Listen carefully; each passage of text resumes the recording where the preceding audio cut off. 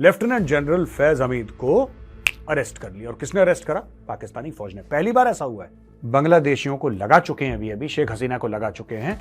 वही टीका उन्होंने पहले इमरान खान को लगाया, अब इमरान खान के दाएं बाजू फैज हमीद को भी लगा दिया वही टीका।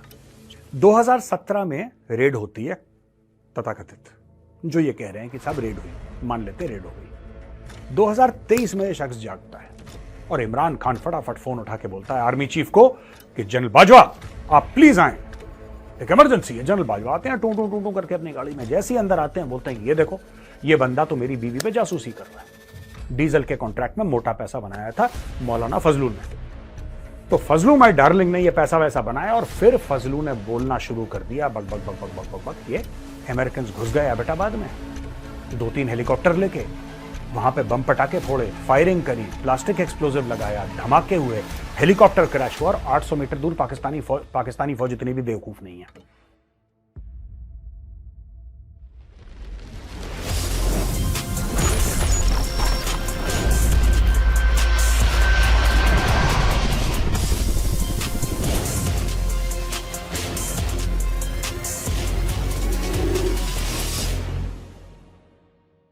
जय हिंद दोस्तों, मैं हूं मेजर गौरवारी और आप देख रहे हैं चाणक्य डायलॉग्स। इस वीडियो को लाइक करिए, हमारे चैनल को सब्सक्राइब करिए, बेल आइकन दबाना बिल्कुल मत भूलिएगा। दोस्तों, पाकिस्तानी बड़ा मजा मार रहे थे। बांग्लादेश में आग लग रही है, बड़ा मजा आया है। शेख हसीना भाग गई, मुजीबुर रहमान की बेटी थी, वही मुजीबुर रहमान जिसने पाकिस्तान के 2 टुकड़े करे थे। बहुत अच्छा हुआ, उसकी मूर्ति तोड़ दी, उसकी मूर्ति पे कोई पैर मार रहा है, कोई सर पे उसका हथौड़े मार रहा है। बहुत खुश पाकिस्तानी। बीच में पाकिस्तान से खबर आती है कि पुराने आईएसआई के डीजी, कल की खबर है, पुराने आईएसआई के DG retired of course lieutenant general Faiz Hamid को अरेस्ट कर लिया। और किसने अरेस्ट करा? पाकिस्तानी फौज ने। पहली बार ऐसा हुआ है।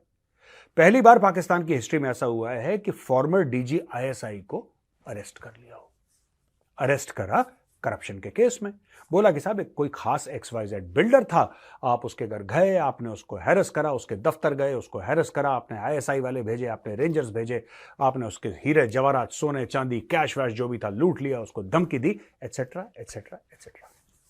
दोस्तों, मैं ये यहां पे कहने के लिए नहीं बैठा कि जनरल फैज हमीद ने ऐसा नहीं करा, क्योंकि वो तो पाकिस्तानी कोर्ट्स डिसाइड करेंगे। अब जितनी भी इफेक्टिव उनकी कोर्ट्स हैं भैया, हम तो कुछ नहीं कह सकते। लेकिन अगर फैज हमीद ने करा भी है तो ये तो कुछ भी नहीं है।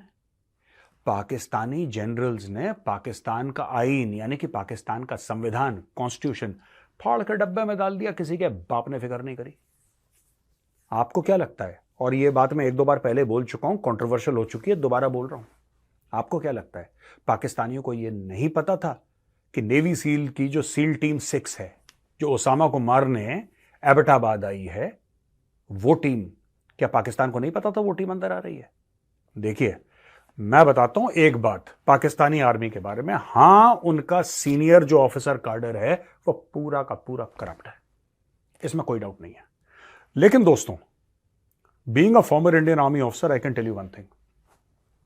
जो उनके यंगस्टर्स हैं, यंग ऑफिसर्स हैं उनके, जो उनके जवान हैं, जो उनके एनसीओज हैं, they are a reasonably professional lot. मैंने उनको क्योंकि मैं लाइन ऑफ कंट्रोल पे था, पुंछ में line of control, Gali Maidan, that area, I was there.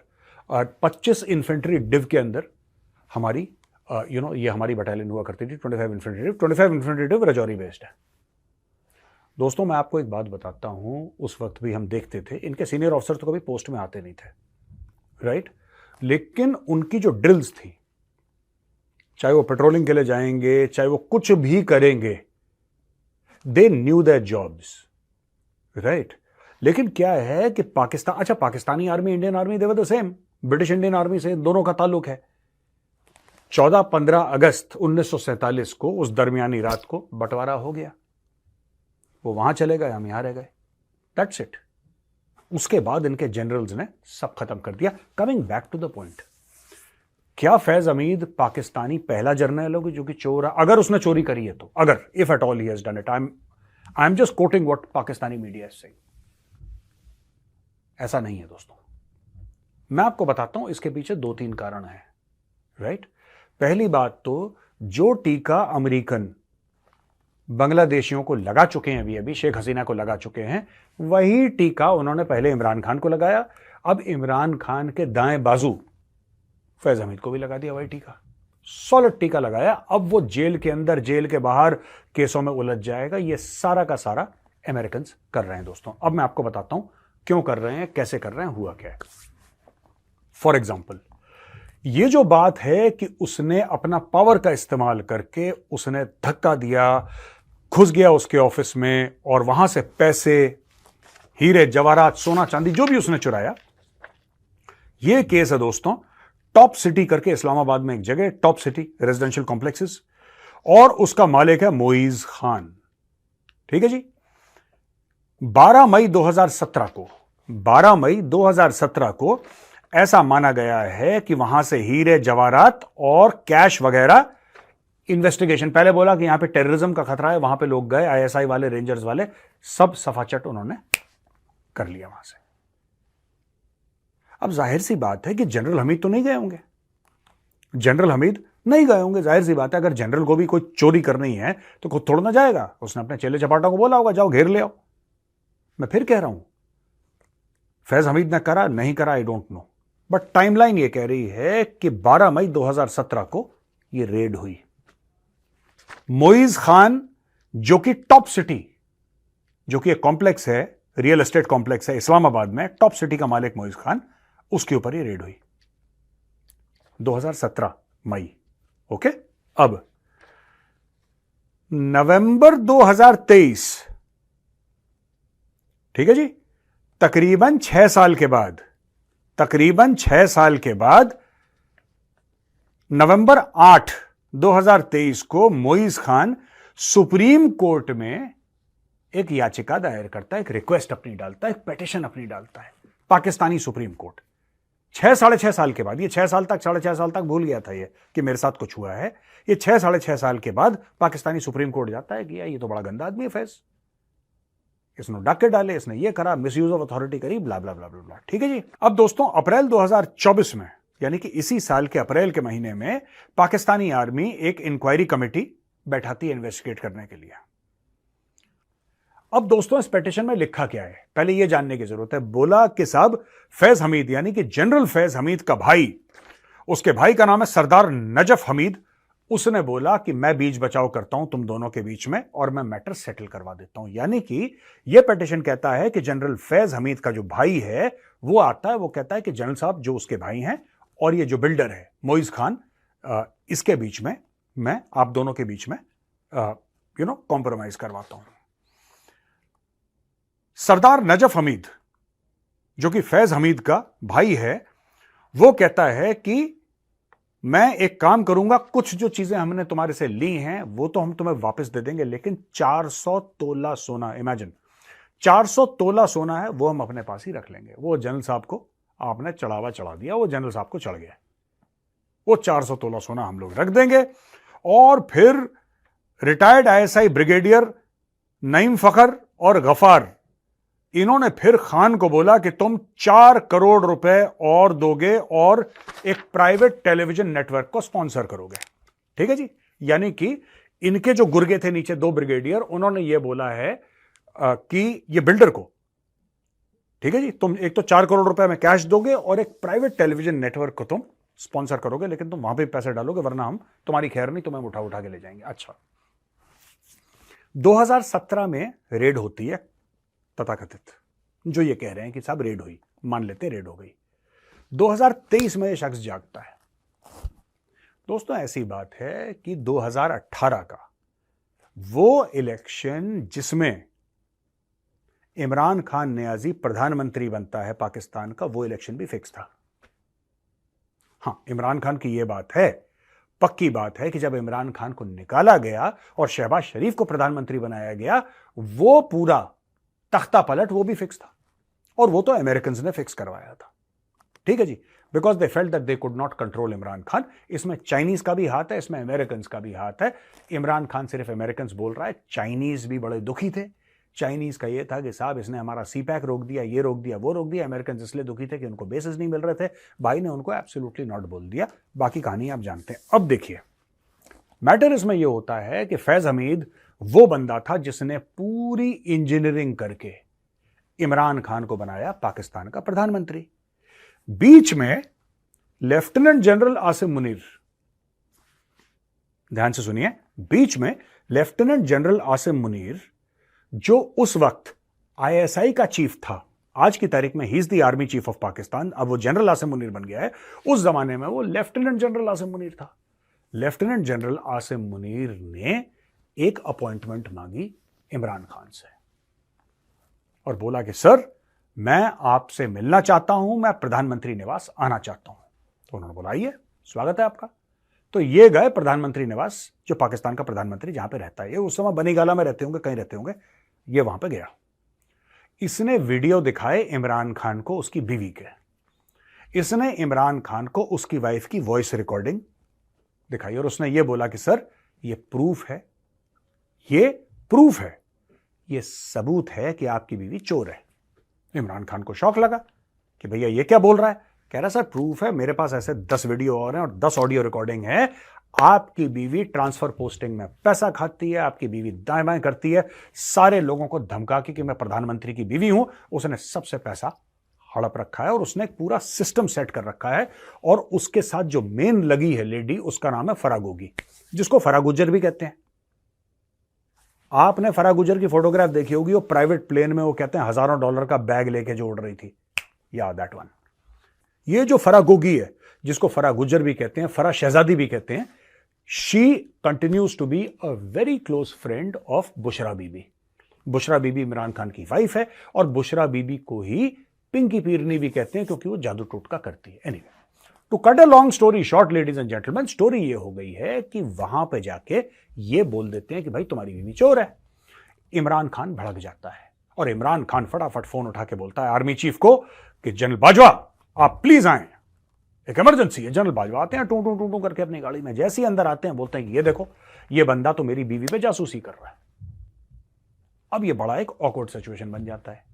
Awkward situation बन जाता है। वहां पे जनरल आसिम मुनीर कह रहे हैं सर मैंने मीडिया को थोड़ा ना बताया, मैंने दुनिया भर में थोड़ा ना ढिंडोरा पीटा, मैं तो आपको बता रहा हूं आपकी रेपुटेशन खराब हो रही है, आपकी बीवी चोरी कर रही है। आज तो मैं आपको पर्सनली आपके ड्राइंग रूम में बैठ के ये बातें बता रहा हूं, कल यही चीज जब पूरी मीडिया बोलेगी तो आपकी इज्जत कहां रह जाएगी। इसलिए मैं आपको बोल रहा हूं इनसे बोलो ये सब बंद करें। नहीं नहीं नहीं, इसका मतलब इसने मेरी बीवी की स्पाइंग करी है, इसने ये करा है, इसने ये करा है, जासूसी करता है, ट्रैक कर रहा है, ये कर रहा है और पता नहीं क्या। आप एक काम करो जनरल बाजवा, आसिम मुनीर को आईएसआई की कुर्सी से निकाल दो। पाकिस्तानी आर्मी प्रधानमंत्री के बीच में कुछ चूचू हुई और फिर उन्होंने बोला ठीक है जी हम इसको निकाल देते हैं। निकाल दिया, निकाल दिया, आसिम मुनीर चले गए बनवास। अब किस्मत का फेरा देखो, अमेरिकन्स को हटाना था इमरान खान को और अमेरिकन्स को लाना था अपने बंदे को, यानी कि शहबाज शरीफ। जो शहबाज शरीफ और नवाज शरीफ हैं they are very close to the westerners, ये गए भी लंदन वंडन में रह के ना, इनका पूरा वहीं पे सेटिंग है, तो ये सारा कुछ वहां से करके लाए। अब बीच में चाल ये चलते हैं अमेरिकन्स की, चुपचाप पीछे से सब कुछ मैनेज कर रहे हैं अपनी आर्मी के साथ, और बीच में इमरान खान जोर जबरदस्ती करके फैज हमीद, जिसके ऊपर यह चोरी का इल्जाम लगा है, ये वाला कि रियल एस्टेट वाले के घर चला गया और इतने तोला 400 तोला सोना चोरी कर लिया, ये सब, इसको बना देता है आईएसआई का चीफ। ठीक है जी, फैज हमीद बन जाता है आईएसआई का चीफ, यानी कि DG ISI, director general inter services intelligence, और ये इमरान खान का राइट हैंड बन जाता है। और बीच में तालिबान पहुंच जाते हैं काबुल।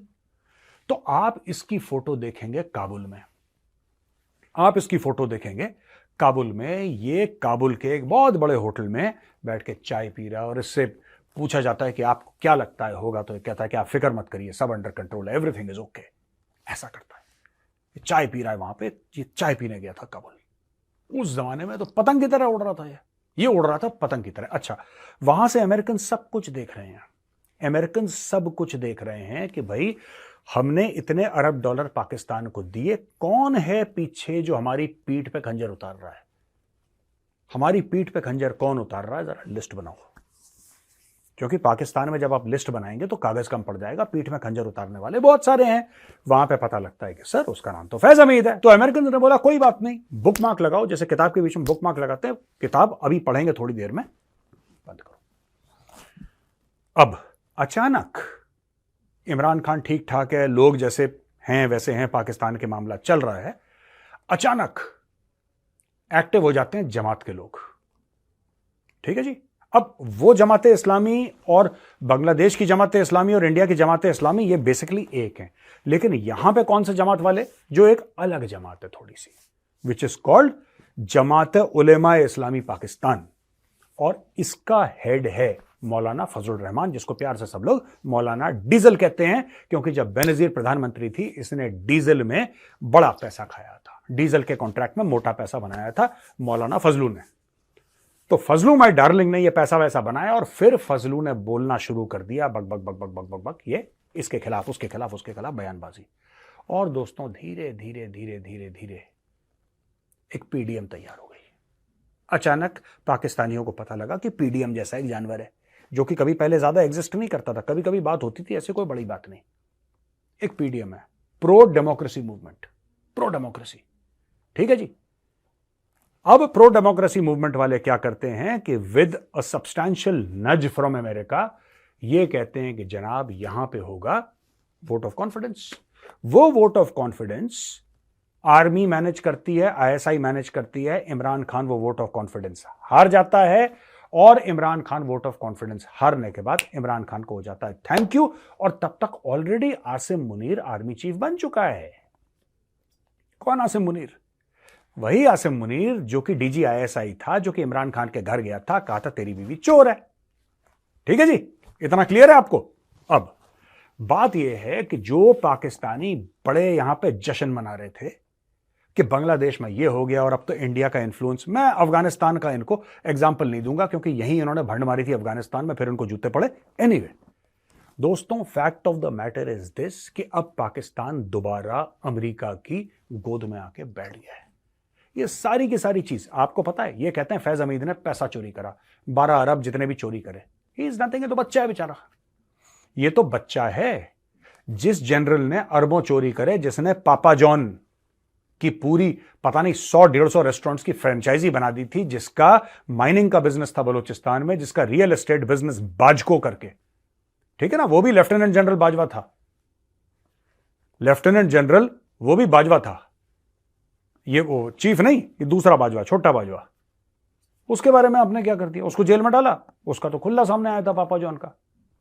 मेरा वीडियो इंटरनेट पे आप जाके देख लो। भाई साहब, पाकिस्तान का जो आर्मी चीफ है अशफाक परवेज कियानी, आपको क्या लगता है? मैंने बोला था ना पाकिस्तानी आर्मी शुरू में बोला था कि उनके lower staff they are very professional, upper वाले बिल्कुल चोर हैं लेकिन लोअर वाले उनके ढंग के हैं, ठीक है। मैंने क्यों बोला? आपको क्या लगता है?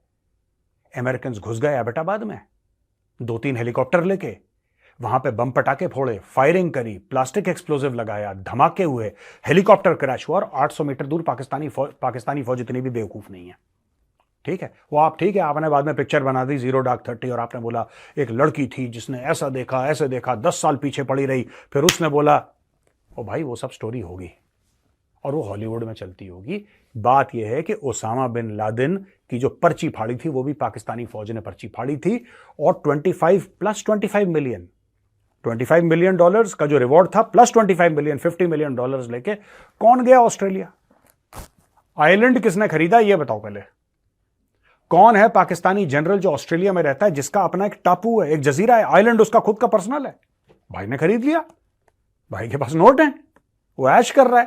तो ये कहना कि फैज हमीद, देखो सुनो, I have no love lost for Faiz Hamid, मेरी तरफ से उसको उल्टा टांग दो, who cares, but fact of the matter is Faiz Hamid is being punished due to his proximity to Imran Khan, और अब पाकिस्तान में जो भी चालें चल रहे हैं वो अमेरिकन चल रहे हैं। अब वो चाइनीज नहीं चल रहे, अब अमेरिकन आ गए, और मैं आपको बताता हूं अमेरिकन ऐसा क्यों कर रहे हैं। दोस्तों ऐसा है, चुनाव हो रहे हैं अमेरिका में, आपको पता है, और जो बाइडेन कैलकुलस से हो गया बाहर। जो बाइडेन ने बोला भाई मैं चुनाव चुनूं, अब मैं नहीं लड़ सकता, because he knew that his approval ratings were following, and लोग कह रहे थे या तो भूल भाल जाता है और ये ब्लैंक हो जाता है एटसेट्रा। नाउ कमला हैरिस अप्रूवल रेटिंग्स में she is ahead of Donald Trump, ये लेटेस्ट फिगर्स हैं। अब किस तरीके से डोमेस्टिक पॉलिटिक्स इंटरनेशनल हो जाती है, एक तो ये फैक्टर है। दूसरा फैक्टर ये है कि जिस तरीके से अमेरिकन ने अफगानिस्तान में 20 साल के बाद विड्रॉ करा, ठीक है, देखिए दोस्तों, पिछले 20-25 साल से जो पावर है ना, वो वेस्ट से ईस्ट शिफ्ट हो रहा है धीरे धीरे, यानी कि पश्चिम से पूरब शिफ्ट हो रहा है धीरे धीरे धीरे धीरे धीरे, हल्के हल्के करके the power is shifting. How is the power shifting? अब आप देखो, वर्ल्ड का सबसे बड़ा हार्डवेयर मैन्युफैक्चरिंग कहां पे होती है? जो भी चीज है मैन्युफैक्चरिंग की, चाइना। वर्ल्ड्स बिगेस्ट, वर्ल्ड्स की बिगेस्ट सॉफ्टवेयर कहां बनती है सबसे ज्यादा, मैक्सिमम? इंडिया। ठीक है जी। सेमीकंडक्टर में आप ले लो, किसका नाम याद आता है आपको? ताइवान। ठीक है। अगर आप व्हीकल मैन्युफैक्चरिंग के बारे में बात करो, गाड़ियों के बारे में मैन्युफैक्चरिंग के बारे में बात करो, या इलेक्ट्रॉनिक्स के बारे में बात करो, किसका आपको दिमाग में पहला ख्याल आता है? Japan, south Korea. दोस्तों धीरे धीरे धीरे ये जो थाईलैंड है, ये जो इंडोनेशिया है, ये जो फिलीपींस है, ये सारे के सारे बेसिस बन रहे हैं, सारे के सारे बेसिस बन रहे हैं मैन्युफैक्चरिंग के। बांग्लादेश, जिसकी हम बात कर रहे थे, one of the top textile manufacturers in the world, one of the top, if not the top, one of the top textile manufacturer of the world. ये अच्छा लगेगा वेस्ट को? The entire power equation is shifting to the east. America को अपनी hegemony, right, America को यह कि भाई बाहुबली हम ही हैं, अगर ये चीज स्थापित करनी है तो अमेरिका को लोगों को अनसेटल करना पड़ेगा, रेजीम्स को गिराना पड़ेगा। वही साजिश थी जिसकी वजह से इमरान खान की सरकार गिरी थी और शेख हसीना के ऊपर यह कार्रवाई हुई, उसको देश छोड़ के भागना पड़ा। दोस्तों ये मैंने सोचा कि आपको पूरा समझा दूं। ये जो है ना, ये जो फैज हमीद को अरेस्ट कर लिया है और ये सब, दिस इज नॉट न्यू, ये बहुत पुरानी चीजें हैं कि 2017 में उसने एक गलत काम करा, लोग कहते हैं गलत काम करा, उसने गलत काम करा फैज हमीद ने, तब उसने कंप्लेंट नहीं करी, 18 में नहीं करी, 19, 20, 21, 2023 में जाके वो कंप्लेंट करता है कि देखो इस आदमी ने 6.5 साल पहले मेरे साथ गलत करा था। ये सारे गेम हैं, ये पाकिस्तानी फौज के पपलू हैं, और पाकिस्तानी फौज किसका पपलू है? अमेरिकन का। ऑर्डर वहीं से आते हैं बॉस, इसको निकालो, इसको अंदर कर। ये आपको पता है, हमीद गुल हुआ करता था एक ISI का चीफ बहुत पहले। हमीद गुल वो था जिसने अफगानिस्तान में भी गंद डाला, कश्मीर में भी गंद डाला, वो हमीद गुल। हमीद गुल का एक बड़ा फेमस डायलॉग है। हमीद गुल ने बोला था कि पाकिस्तान का आर्मी चीफ बिना अमेरिका के आशीर्वाद के नहीं बन सकता। Go and look it up on the internet, you will come to know. Hamid Gul, general Hamid Gul said that you cannot be the chief of army staff of the Pakistan army without the blessings of the Americans. ये पाकिस्तान की सच्चाई है दोस्तों। तो जो पाकिस्तानी बड़ा भंगड़ा डाल रहे थे, ओहो हो बांग्लादेश में बड़ा मजा आ गया, बेटा मजा तुम्हें आ रहा है अभी, और आएगा अभी, तुम देख लेना क्या क्या नहीं होता। अभी तो फैज हमीद अंदर गया, अभी अगले देखना 90 दिनों में क्या होता है पाकिस्तान के साथ। एनीवे दोस्तों, यहां पे हमारे पास कुछ सवाल जवाब है, हम सवाल जवाब लेते हैं। हर्षद रावल जी कहते हैं कि बांग्लादेश में जो कुछ हुआ उसमें अमेरिका का हाथ साफ दिख रहा है। अमेरिका ने ठीक से ऐसी पाकिस्तान में भी किया था और भारत में भी उसका प्रयास चालू है। अमेरिका क्यों दूसरे देशों के मामले में दखल दे रहा है? क्या भारत इस मुद्दे को अंतर्राष्ट्रीय स्तर पर नहीं उठा सकता क्योंकि हमारी राष्ट्रीय सुरक्षा का मामला है? नहीं, देखिए, भारत नहीं, पूरी दुनिया थू थू कर रही है। भारत ने क्या उठाना है? भारत ने क्या उठाना है? और जब भारत को उठाना होता है भारत उठाता है, राइट? अब ये सारी चीजें पूरी दुनिया में, देखिए, might is right in this world. Harshad Rawal ji, might is right, जिसकी लाठी उसकी भैंस। इसलिए मैं कहता हूं अक्सर, अपनी लाठी बड़ी करो भाई। ये अच्छी चीज है, ये बुरी चीज है, ये नैतिक है, अनैतिक है। आजकल की दुनिया में ये कलयुग है भाई। यहां पे नैतिक अनैतिक नहीं चल रहा। यहां पे सिर्फ एक चीज है कि भाई जिसके पास 5-10 राइफल वाले होंगे और 5 उसके पास SUV होंगी, उसकी धाक होगी। सिंपल सी ये चीज है। This is how the world works, unfortunately. Doctor Harshil Mehta, जय हिंद, नमस्ते। नमस्ते हर्षिल। डेमोक्रेट्स हैं पावर में अमेरिका में, जो कि डिस्टेबलाइज करना चाहते हैं बांग्लादेश जैसे छोटे देशों को, इंडिया को अनॉय करना चाहते हैं। आपको क्या लगता है कि डोनाल्ड ट्रंप जो है वो जब वापस आएगा तो क्या कुछ चेंजेस होंगे पॉलिसी में, या फिर कोई फर्क नहीं पड़ता, कोई भी आए वो तो वही करेंगे जो उनको करना है? Your take sir. देखिए हर्षल, मैं आपको एक बात बता दूं, ठीक है, डोनाल्ड ट्रंप के आने के बाद कुछ चेंजेस आएंगे, लेकिन हमें ये नहीं देखना है कि यार वो बंदा आएगा तो वो हमारे लिए कैसा है, वो बंदा है हमारे लिए कैसा है। आपको अपने आप को, जब हम आत्मनिर्भर की बात करते हैं ना, इसका मतलब ये नहीं कि अपना तेजस बना लो, अपना अर्जुन बना लो, पिनाका बना लो, ब्रह्मोस बना लो। That is one small part of it. आत्मनिर्भर मतलब आप इतने स्ट्रांग हो जाओ ना, आप इतने स्ट्रांग हो जाए कि जो भी आए वो सलाम ठोके। यार जो भी आए सलाम ठोके, आप इतने मजबूत बन जाओ। That is the entire idea. चाबी वही है। प्रभु जी कहते हैं, हाय गौरव, दिस इज प्रभु। क्या आपको लगता है कि सारी minorities in Bangladesh should move to north Bangladesh and India should expand a Siliguri corridor? I don't know, देखिए शुड मूव कुड मूव का तो मुझे नहीं पता है कि, but I think that all Bangladeshi Hindus should be allowed to come into India. All Bangladeshi Hindus should be allowed to come inside India and be given Indian citizenships. Right? वो लोग तालिबान के फ्लैग वेव कर रहे हैं, वो आईसिस के flag wave कर रहे हैं. They want a hardline Islamic state, let them have it यार. सानू की करने दो, उनकी मर्जी, उनका मुल्क है यार, उनका मुल्क है. आज की तारीख में बांग्लादेश के यंगस्टर्स जिनको नहीं पता, जो अपना बाद में जेनजी जिसको कहते हैं, मैंने कितने इंटरव्यू देखे हैं कि वो कहते हैं कि जी हम पाकिस्तान को सपोर्ट करते हैं. कह रहा क्यों पाकिस्तान को सपोर्ट करते हो? जी इसलिए सपोर्ट करते हैं क्योंकि वो भी मुसलमान है और हम भी. ये तो इनका दिमाग है बांग्लादेशियों का, इसलिए सपोर्ट करते हैं. ये भूल गए कि तुम्हारे ही 2 पीढ़ी पहले या 1 पीढ़ी पहले औरतों का रेप हुआ था और मर्दों को काटा था पाकिस्तानी फौज ने. ये भूल गए, है ना. एक कहावत है, मैं नहीं चाहता कि बांग्लादेश या किसी भी देश के संदर्भ में ये सच हो, लेकिन एक कहावत है which I want to tell the Bangladeshis. Right? Your love for Pakistan. Those who forget history are condemned to repeat it. I hope you do not have to repeat your own history because it is horrible, it is sad and it's terrifying. दोस्तों यहां पे video खत्म होता है. अगर पसंद आए तो उस वीडियो को लाइक जरूर करिएगा एक बार. जय हिंद, वंदे मातरम, भारत माता की जय.